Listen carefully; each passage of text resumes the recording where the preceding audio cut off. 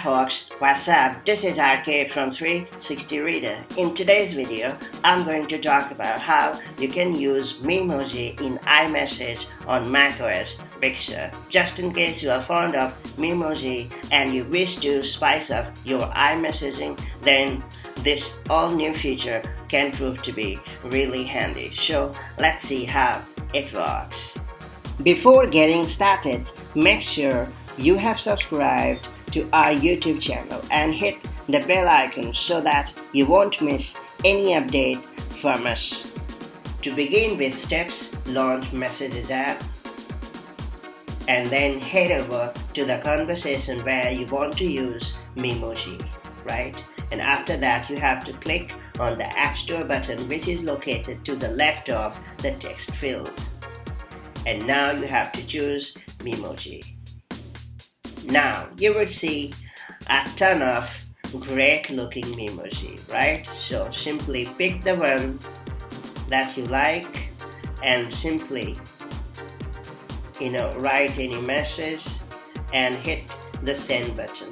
There you go. So that's the way you can send Memoji to any conversation in iMessage on macOS Big Sur. What if you want to perfectly customize your Memoji, or you want to delete the ones you don't need anymore? Well, for that, all you have to do is click on the App Store button and choose Memoji Stickers. Now you have to click on the three dots button and you have multiple options like edit, duplicate and delete. Well, if you want to customize your Memoji, then you have to click on edit. And then you have to choose plenty of options like skin tone you have to choose. You can choose hairstyle. You have plenty of hairstyle styles to choose from. Pick the one that you like. Brows, eyes, head, nose. Well, so once you have perfectly customized your Memojis, all you have to do is click on Done to finish.